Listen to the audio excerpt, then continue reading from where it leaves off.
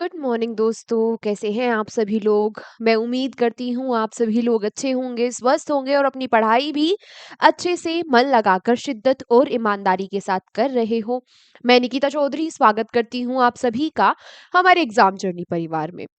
इस क्लास में हम लोग कवर करते हैं करंट अफेयर्स के, जी हाँ, 10 इंपॉर्टेंट क्वेश्चंस को मात्र 10 मिनट में। तो आज का पहला क्वेश्चन आप लोगों के सामने ये रहा। क्या पूछ रहा है क्वेश्चन आपसे? आपसे पूछ रहा है कि who has been selected for the Subhash Chandra Bose आपदा प्रबंधन पुरस्कार 2026 इन द इंडिविजुअल कैटेगरी। तो आपसे पूछा कि व्यक्तिगत श्रेणी में सुभाष चंद्र बोस आपदा प्रबंधन पुरस्कार से सम्मानित करने के लिए किसको इस बार नामांकित किया गया है, किसको चुना गया है? तो इस बार चुना गया है लेफ्टिनेंट कर्नल सीता अशोक सलेख को। क्यों इनको चुना गया है? क्योंकि वेनाड कहाँ है? केरल में। वेनाड केरल में जो लैंडस्लाइड हुई थी, जो आपदा आई थी, उसके दौरान इनका जो बेहतरीन प्रदर्शन रहा, उसकी वजह से इस बार 2026 में इनको इस सुभाष चंद्र बोस आपदा प्रबंधन पुरस्कार से सम्मानित किया जाएगा।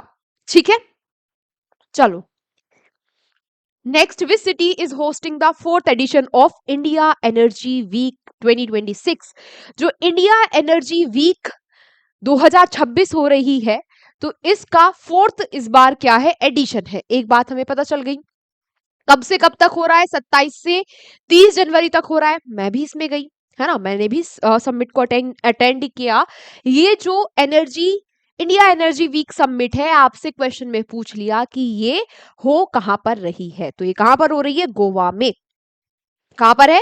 गोवा में ये एनर्जी वीक समिट हो रही है। यहाँ पर एनर्जी के ऊपर फोकस किया गया है, कैसे एनर्जी की फील्ड में अलग अलग इनोवेशन किए जा सकते हैं, कैसे न्यूक्लियर एनर्जी का और अच्छे से यूज किया जा सकता है, कैसे हाइड्रोजन एनर्जी पर काम किया जा सकता है, कैसे रिन्यूएबल एनर्जी पर काम किया जा सकता है, जैसे कि सोलर एनर्जी हो गई, विंड एनर्जी हो गई। तो इस तरीके से सस्टेनेबल तरीके से कैसे ऊर्जा का यूज किया जा सकता है ना, है ना। क्योंकि जो ऊर्जा एनर्जी बन रही है, लाइट बन रही है, उसमें अभी तक कोल वगैरह का कोयले वोयले का यूज हो रहा है, जिससे कि पॉल्यूशन बहुत ज्यादा होता है, जिससे कि इन्वायरमेंट को भी काफी नुकसान पहुंचता है। तो कैसे ऑल्टरनेटिव ऑप्शन ऊर्जा के फील्ड में लाए जा सकते हैं, उसके लिए ये सबमिट थी।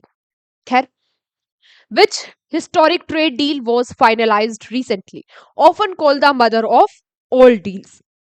अभी हाल ही में कौन सी वो ऐतिहासिक व्यापार समझौता है जो फाइनल हो गया है, जिसको सभी सौदों की माता, मदर ऑफ ऑल डील्स भी कहा जाता है? सभी सौदों की जननी भी कहा जाता है कि भाई अगर ये डील हो गई तो मतलब इसको एक टाइटल दे दिया गया है कि भाई जितनी भी ये डील हुई है अभी तक, उनकी ये मदर है ना, मदर ऑफ ऑल डील इसको कहा गया। ये free trade agreement, free trade agreement की डील है, यानी कि दो देशों के बीच में जो व्यापार होगा, उसमें जो ट्रेड होगी उस पर एक दूसरे पर ज्यादा टैरिफ नहीं लगाए जाएंगे, इसलिए ये डील होती है।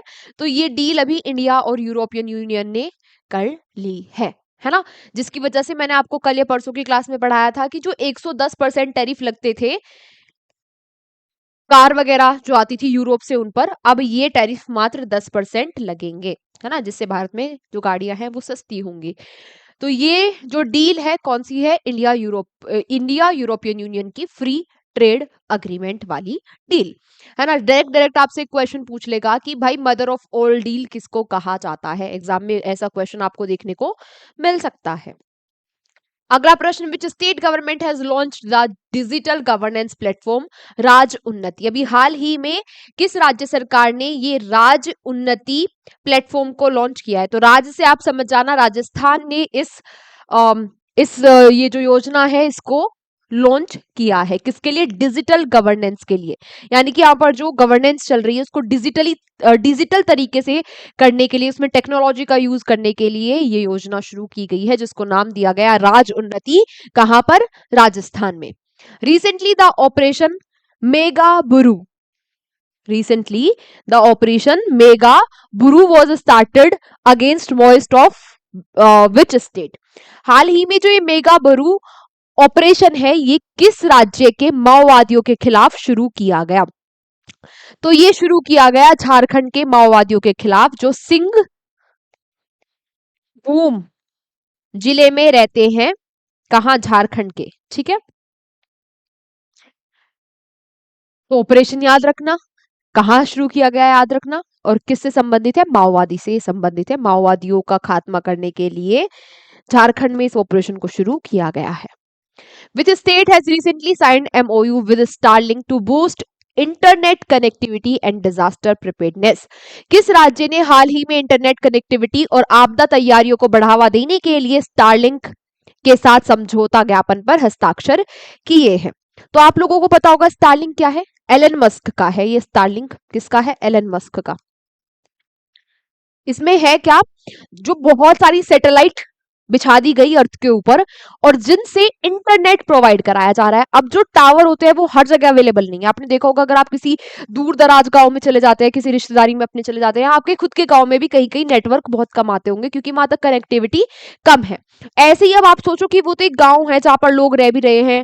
अगर आप किसी वैसे दूर दराज किसी आइलैंड पे चले गए, किसी पहाड़ पर चले गए, वहां तो कनेक्टिविटी बिल्कुल भी नहीं आती। तो ये जो स्टारलिंक है, इसकी इसने सैटेलाइट फैलाई हुई है पूरी अर्थ के चारों ओर। तो ये सैटेलाइट के थ्रू इंटरनेट प्रोवाइड करवाता है, ठीक है।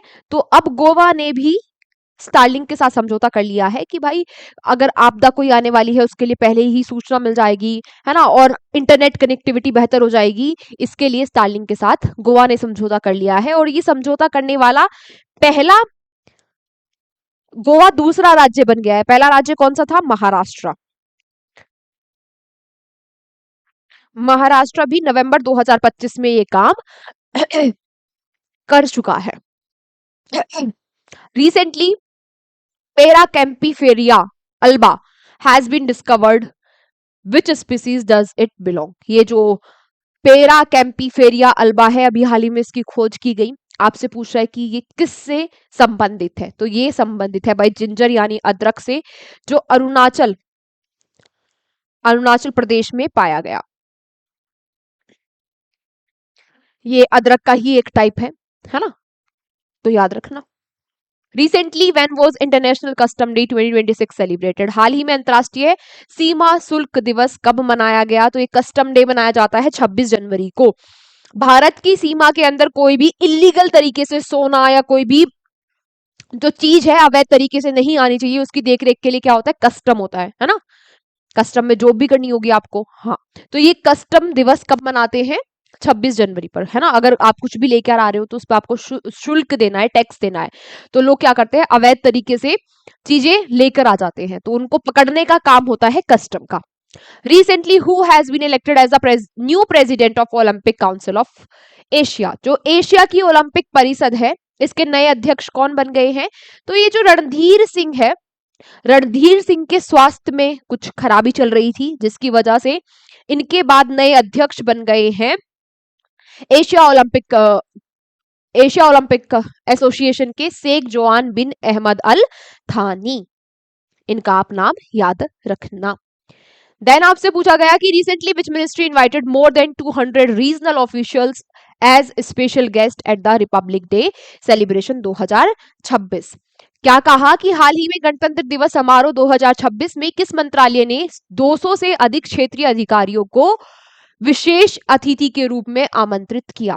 तो ये आमंत्रण दिया था हमारी ministry of women and child development, यानी कि महिला एवं बाल विकास मंत्रालय ने। जो आंगनवाड़ी वर्कर है या जो फ्रीलांसर वर्कर है स्वास्थ्य के क्षेत्र में इस मिनिस्ट्री के अंडर, तो इन लोगों इन ministry of women and child health development ने अभी गणतंत्र दिवस पर उनको आमंत्रित किया था।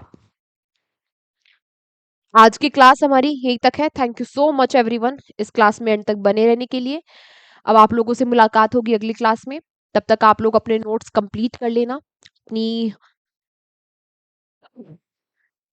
अपनी पूरा अच्छे से रिवीजन कर लेना, अपना जो बैकलॉग्स होंगे वो खत्म कर लेना। कल संडे है, संडे की क्लास हमारी कल मॉर्निंग में नहीं होगी, कल की क्लास हमारी इवनिंग में रहेगी, ठीक है, शाम में रहेगी।